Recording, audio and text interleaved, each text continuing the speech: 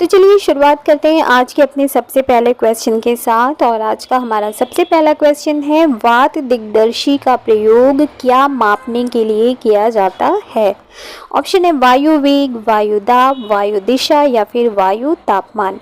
ये जो वात दिग्दर्शी है यह एक प्रकार का यंत्र होता है जो कि इमारत के सबसे ऊपरी मंजिल पर लगाया जाता है और इसका प्रयोग किया जाता है वायु दिशा का मापन करने के लिए। ठीक है, वात दिग्दर्शी का प्रयोग हम करते हैं वायु दिशा का मापन करने के लिए, इसका मापन किया जाता है। ठीक है, चलिए देखते हैं हमारा नेक्स्ट क्वेश्चन क्या है। नेक्स्ट क्वेश्चन है, वायुमंडल की निम्नलिखित में से कौन सी परत रेडियो तरंगों के संचरण में मदद करती है। यानी जब हमारी पृथ्वी से ये जो रेडियो तरंगे भेजी जाती हैं तो वो उनके संचरण में मदद करती है कौन सी परत वायुमंडल की। ठीक है, ऑप्शन है समताप मंडल, मध्य मंडल, बाहरी मंडल या फिर बहिर्मंडल। तो इसका करेक्ट आंसर हो जाएगा ऑप्शन सी, बाह्य मंडल।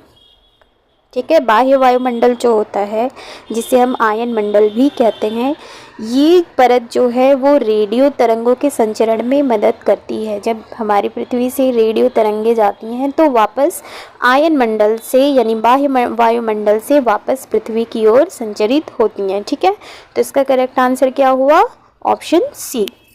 नेक्स्ट क्वेश्चन है, पृथ्वी की विभिन्न परतों को क्रम में आंतरिक से बाहरीतम परत तक पहचानिए। और ऑप्शन दिया हुआ है परपटी, मेंटल, बाहरी क्रोड, आंतरिक क्रोड। ऑप्शन बी है मेंटल, परपटी, बाहरी क्रोड, आंतरिक क्रोड। ऑप्शन सी है आंतरिक क्रोड, बाहरी क्रोड, परपटी, मेंटल या फिर ऑप्शन डी आंतरिक क्रोड, बाहरी क्रोड, मेंटल और परपटी। तो हमें ये बताना है कि पृथ्वी की जो परत है, बहुत बार मैंने कई वीडियो में ये क्वेश्चन मेरा कई वीडियो में है कि जो हमारी पृथ्वी है वो प्याज की तरह है, जैसे प्याज के छिलके उतारते जाइए कई परत है, वैसे ही हमारी पृथ्वी की भी है। तो पृथ्वी की पहली परत जो है वो होती है आंतरिक क्रोड, दूसरी परत होती है बाहरी क्रोड, तीसरी होती है मेंटल और चौथी यानी सबसे ऊपरी परत होती है परपटी। ठीक है, तो इसका करेक्ट आंसर क्या हो जाएगा, इसका करेक्ट आंसर हो जाएगा ऑप्शन 4, आंतरिक क्रोड, बाहरी क्रोड, मेंटल और परपटी। ये है आंतरिक से बाहरीतम का क्रम पृथ्वी का। ठीक है, नेक्स्ट क्वेश्चन है, जब नदी मैदान में प्रवेश करती है तो वह मुड़ जाती है, यानी नदी मुड़ जाती है और बड़े मोड़ बनाकर बहती है जो कहलाता है डैश डैश। क्या कहलाता है, ऑप्शन है तटबंध, बाढ़ का मैदान, विसर्प या फिर चाप झील। देखिए, नदी मैदान में जब प्रवेश करती है और मुड़ती है, मुड़ जाती है और एक बड़ा मोड़ बनाकर बहती है तो उसे कहते हैं विसर्प। ठीक है, तो इसका करेक्ट आंसर ऑप्शन सी है, विसर्प। नदी मैदान में प्रवेश कर रही है, मुड़ रही है, बड़े मोड़ बनाकर बहती है तो उसे हम कहते हैं विसर्प। ठीक है, चलिए बढ़ते हैं अपने नेक्स्ट क्वेश्चन की ओर। हमारा नेक्स्ट क्वेश्चन है, अधिकांश दुर्गम क्षेत्रों में और आपदाओं के समय लोगों को बचाने और भोजन, जल, कपड़े एवं दवाओं को वितरित करने के लिए यातायात का कौन सा साधन बेहद उपयोगी है। ऑप्शन है वायु मार्ग, रेल मार्ग, सड़क मार्ग या फिर जल मार्ग। देखिए, जब अधिकांश दुर्गम क्षेत्र में तो सड़क मार्ग नहीं होगा, रेल मार्ग नहीं, जल मार्ग नहीं होगा। ठीक है, आपदाओं के समय अगर बाढ़ है तो आप सड़क मार्ग, जल मार्ग का उपयोग नहीं कर पाएंगे। वितरित यानी बांटने के लिए, इन सारी सुविधाओं को बांटने के लिए, लोगों को बचाने के लिए, उन्हें खाना पहुंचाने, भोजन देने के लिए, जल, कपड़े, दवाओं की वितरण के लिए यातायात का सबसे बेहतरीन, सबसे बेहद उपयोगी साधन होता है ऑप्शन ए, वायु मार्ग। ठीक है, आपने देखा होगा कहीं बहुत ज़्यादा आपदा है, बाढ़ है, तो हेलीकॉप्टर की मदद से वायु मार्ग के द्वारा लोगों की मदद की जाती है, लोगों में भोजन, जल, कपड़े वितरित किए जाते हैं। ठीक है, तो इसका करेक्ट आंसर क्या हो जाएगा, ऑप्शन ए, वायु मार्ग। नेक्स्ट क्वेश्चन है, भूगोल की वह शाखा जो विशिष्ट मानव जनसंख्या की संरचना के विषय से संबंधित है कहलाती है डैश डैश, क्या कहलाती है? ऑप्शन में से बताना है। ऑप्शन है नगरीय भूगोल, जैव भूगोल, जनसांख्यिकी या फिर मानव भूगोल। क्वेश्चन में क्या है? भूगोल की वह शाखा जो विशिष्ट मानव जनसंख्या, ठीक है, तो बहुत ज़्यादा हमें इसमें देखने की ज़रूरत ही नहीं है। विशिष्ट मानव जनसंख्या यानी इसका करेक्ट आंसर हो जाएगा ऑप्शन सी, यानी ऑप्शन नंबर 3 जनसांख्यिकी। ठीक है, जनसांख्यिकी ही है वो जो विशिष्ट मानव जनसंख्या की संरचना के विषय से संबंधित है। ठीक है, चलिए बढ़ते हैं अपने नेक्स्ट क्वेश्चन की ओर।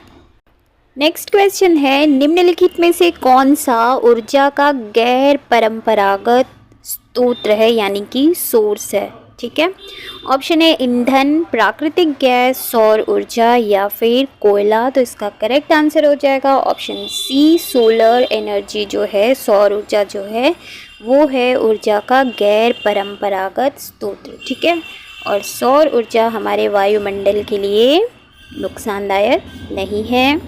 इसमें इसका करेक्ट आंसर है सी। और इसी तरह से सीटेट में बहुत सारे इजी क्वेश्चंस भी आते हैं जिनके लिए आपको बहुत ज़्यादा पढ़ने की ज़रूरत नहीं है, और हर साल ऐसे क्वेश्चन ज़रूर आते हैं। 2, 3, 4 ऐसे क्वेश्चन होते ही होते हैं जो आपने स्कूल में पढ़े होंगे, कॉलेज में पढ़े होंगे। बहुत ज़्यादा पढ़ने की ज़रूरत नहीं होती है, बस एक बार आपको देखना होता है कि हाँ किस टाइप के क्वेश्चंस आते हैं, सिलेबस क्या है। ठीक है, चलिए बढ़ते हैं अपने नेक्स्ट क्वेश्चन की ओर। नेक्स्ट क्वेश्चन है हमारा, विशेष रूप से निर्मित टैंकों और तालाबों में मछली का प्रजनन कहलाता है, यानी कि मछली पालन जो होता है विशेष रूप से निर्मित टैंकों और तालाबों में, उसे हम क्या कहते हैं? ऑप्शन है सेरीकल्चर, विटिकल्चर, हॉर्टिकल्चर या फिर पिसीकल्चर। तो ये बहुत ईजी सा क्वेश्चन है। इसका करेक्ट आंसर हो जाएगा ऑप्शन नंबर 4 यानी ऑप्शन नंबर डी, पिसीकल्चर। ठीक है, पिसीकल्चर है मछली पालन। ओके, बढ़ते हैं अपने नेक्स्ट क्वेश्चन की ओर। नेक्स्ट क्वेश्चन है, स्थल का एक संकरा भाग जो 2 बड़े स्थलीय भागों को एक दूसरे से जोड़ता है उसे क्या कहते हैं? ऑप्शन है जल संधि, स्थल संधि, द्वीप या फिर उसे हम कहते हैं खाड़ी। तो स्थल का एक संकरा भाग, ठीक है, बड़े स्थलीय भागों को जोड़ता है तो ऑब्वियस है स्थल संधि ही उसे कहेंगे। ठीक है, तो इसका करेक्ट आंसर हो जाएगा ऑप्शन बी, स्थल संधि। ये क्या करता है? ये है स्थल का एक संकरा भाग जो 2 बड़े स्थलीय भागों को एक दूसरे से जोड़ता है। ठीक है, करेक्ट आंसर इसका ऑप्शन बी है, स्थल संधि। चलिए बढ़ते हैं अपने नेक्स्ट क्वेश्चन की ओर। नेक्स्ट क्वेश्चन है, निम्नलिखित में से कौन सा महाद्वीप आकार में सबसे छोटा है? ऑप्शन है ऑस्ट्रेलिया, दक्षिण अमेरिका, अफ्रीका या फिर यूरोप। यहाँ देश की नहीं महाद्वीप की बात हो रही है। तो सबसे छोटा महाद्वीप है ऑस्ट्रेलिया। ये बहुत ही इजी सा क्वेश्चन है, मुझे लगता है ये क्वेश्चन तो हर किसी को पता होगा कि जो ऑस्ट्रेलिया है ये है सबसे छोटा महाद्वीप। ठीक है, करेक्ट आंसर इसका हो जाएगा ऑप्शन ए। नेक्स्ट क्वेश्चन है, उच्च प्राथमिक स्तर पर सामाजिक विज्ञान में शामिल हैं, यानी जो बच्चे 6 से ऊपर के क्लास में पढ़ते हैं, उच्च प्राथमिक स्तर जो है उनमें सामाजिक विज्ञान में कौन कौन से सब्जेक्ट हैं? ऑप्शन है इतिहास, भूगोल, राजनीति विज्ञान या मनोविज्ञान के साथ। ऑप्शन बी है इतिहास, भूगोल, अर्थशास्त्र, समाजशास्त्र। ऑप्शन सी है इतिहास, भूगोल, राजनीति विज्ञान, अर्थशास्त्र या फिर ऑप्शन 4 है इतिहास, भूगोल, राजनीति विज्ञान, समाजशास्त्र। तो इसका करेक्ट आंसर हो जाएगा ऑप्शन सी यानी ऑप्शन नंबर 3। देखिए, उच्च प्राथमिक स्तर पर सामाजिक विज्ञान में है इतिहास, भूगोल, राजनीति विज्ञान और अर्थशास्त्र। ठीक है, तो इसका करेक्ट आंसर हो जाएगा ऑप्शन नंबर 3। और आपका ये जो सीटेट का पेपर है 6 से 8 यानी उच्च प्राथमिक जो इस तरह पेपर 2, उसमें इतिहास, भूगोल, राजनीति विज्ञान और थोड़े बहुत अर्थशास्त्र से क्वेश्चन लिए जाते हैं। इतिहास, भूगोल और राजनीति विज्ञान से ही क्वेश्चंस बनते हैं, अर्थशास्त्र भी इसमें होता है। ठीक है, तो इसका करेक्ट आंसर हो जाएगा ऑप्शन नंबर सी।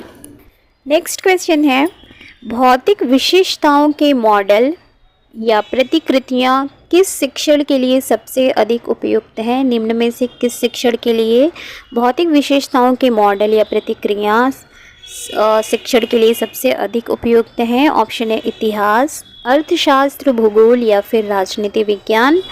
तो इसका सीधे सीधे आंसर हो जाएगा भूगोल। ये देखिए, जैसे भौतिक विशेषताओं के मॉडल या प्रतिकृतियाँ, जैसे मानचित्र हो गया, ग्लोब हो गया, ये हमारे भूगोल शिक्षण के लिए सबसे अधिक उपयुक्त हैं। ठीक है, तो इसका करेक्ट आंसर हो जाएगा ऑप्शन सी।